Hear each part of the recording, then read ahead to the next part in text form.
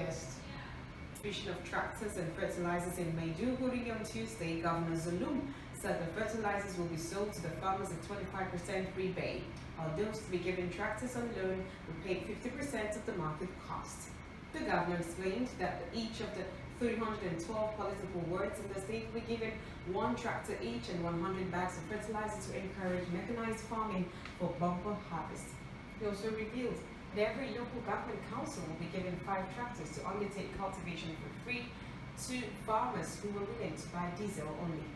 And now, speaking on agriculture yesterday, President Olusegun Obasanjo, of course, said Nigeria has not been fair to farmers in the country. Now, according to him, the researchers, financial institutions and governments have all conspired to victimize those who are in the business of farming. His effort to bring all stakeholders together to produce a new generation of farmers that will take over from the old generation, noting that most of the farmers today are too old. Stated that the youngest farmer in his village, who happens to be his cousin, is 75-year-old, asking, how do we replace them? And now farmers in Enugu State are asking the governor to replicate same in here for farmers, as he already has a robust plan in his manifesto for agriculture in the state. However, the members of Enugu Farmers Association Forum are calling on the governor, Dr. Simba, to come fast to the aid of farmers in the state by replicating what Governor Zulum has done in Borno State. And joining me now to discuss the plight of Enugu farmers currently is Honorable Giovanni Madubuako, Chairman, Southfield Agro Network and President, Enugu Farmers Association Forum. Good evening and welcome to the show once again. Thank you very All much. right. Okay. All right. Now, so oftentimes people Even the Mahindra, they are all clamped down. As a matter of fact, Enugu State doesn't have any working tractor at the moment. The last administration of Governor Uguani did little or nothing towards assisting the farmers on the aspect of mechanized farming. The farmers in Enugu State are faced with no proper training as one. Most of the farmers don't even have the proper knowledge on how to cultivate the crops. That is one of the problems. No availability of mechanized of Sullivan Chime and Chimaroke Namani that made effort to solve one of the major problems of agriculture, which is providing mechanized equipment by providing tractors for all the local governments in the state. So where are the tractors provided? Yes, the tractors did not work out properly. Because they failed to provide training on how to maintain these tractors. Sullivan Chima provided MF fast tractors to all the local governments. Most of them are clamped down. Sullivan Chima, I believe they have to subsidize this thing to help farmers to farm their product at a good rate so that the product can be cheaper. Okay? As a matter of fact, if we don't have the right training from our survey, we discovered even the women in the rural area that provide over 65% of the food doesn't even know how to cultivate maize. Yes, we discovered that. They don't even know the right time to apply the fertilization. So one of the major problems that the farmers are facing is lack of training. You can see that the extension workers are no more active than they used to be. Okay? Now, in terms of fertilization, these fertilizers are not cheap anymore. For instance, if you are cultivating maize, you are supposed to apply fertilizer twice. So with the little knowledge I know about farming, it used to, of course, they used to say when you farm on the land for 1 year, you should give a break, you know, so that the land can... Ready for the next planting season. So let me get back to the problem we are facing. The farmers doesn't have enough knowledge of what they are cultivating. And again, fertilizers are very expensive, that they don't even have enough money to buy enough fertilizer to apply the normal times you have to apply to get the bumper harvest.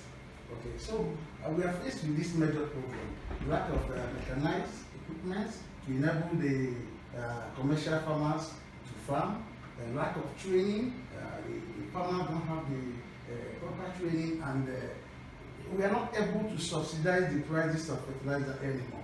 That is why my organization and my company embarked on a free training on organic fertilizer. What communities have you reached so Yes, far? sometime 2021, we invited our partners from Brazil, Vince Studio. They came here and extended the arms of partnership to the government, but they never gave us a stop landing. So we couldn't do all, but what we have to do was we embarked on a free training, having identified one of the major problems as inability to purchase the fertilizer due to the high cost and due to they can't be able to apply the fertilizer at the normal time, so it affects their production. We embarked on training people on how to make organic fertilizers. This organic fertilizer, they don't need any money. They can make it from their waste. Okay, we started partnering with Enugu and we did our first program in Enugu local government. I can tell you today in Enugu local government, most of these women this season produce their own organic fertilizers, and you can imagine what it has saved them. Okay, if the government can continue this training on organic fertilizer and save the cost of fertilizer for all these farmers, you can imagine how much they have saved. And you can imagine the impact it's going to have in the cost of and at the same time, it will enable us to have healthy food. Okay, you can even forget that the cost of organically cultivated crops now are more expensive. Okay, and in most countries don't even encourage people to eat food that was done with artificial fertilizer anymore. So I believe one of the major problems is inability of mechanized. We have mechanized, we have tractors. Okay. For instance, they say Zulum. We're not telling him to do exactly what Zulum did. The space Boronu have for agriculture is not the same thing we have here. The amount of tractors they need is not the amount of tractors. And considering the cost of tractors, we'll be calling on the government to first of all invite experts that can be able to refurbish all these tractors that are lying down there wasting. Tractors don't die, okay? They can be revamped. We have over, if I would say, we have over, if not up to 100 tractors lying down, because almost every local government received 3. One from Chimaroke and 2 during Sullivan. So why do you think that Governor Ugwuanyi didn't pay much attention to the agricultural sector in Enugu? Take for instance, Mboka has very good rice, very local, nice rice, and a lot of people in Enugu patronize them. Sure. But I'm sure that if we put in much effort, we'll be able to get much more feeds from them. So why do you think that Ugwuanyi didn't pay much attention? I'd also like to, what's the modus operandi of the local government in terms of giving tractors out to farmers? Yes, when they released these tractors, the first time, Ugwuanyi never bought any tractors. Okay, you're talking about maintaining the one that he met when he came to power. When he came to power, almost all the tractors were no more functioning. I know I was in the office with the then Commissioner for Agriculture. He told me we don't have any functional tractors. Okay, I equally make efforts, but we discover it's not about supplying tractors. When you don't train people on how to maintain these tractors, there's no need bringing them. Okay, so I think the suggestion we'll be giving the governor is, first of all, plan and revamp the tractors. They are still lying down. If you go to Uzuwani, you will see a lot of them there. In my local government, we have 3 not functional. And these tractors are not there. They can be revamped. The cost of tractor now is about 50 million naira to get a 75 to 110 horsepower tractor. But we have a lot of them. And we're not going to spend up to 3 million naira each to revamp each of them, I'm sure of that. Because we are made it so So are these tractors made available to farmers in the communities, or do you have to, do they have to pay some money? How is it done? Yeah, normally they're expected to subsidize the rates. So that, because I know that normally these tractors are not dashed out to the local government, they have a way they pay back. So it's not to give the tractors for free.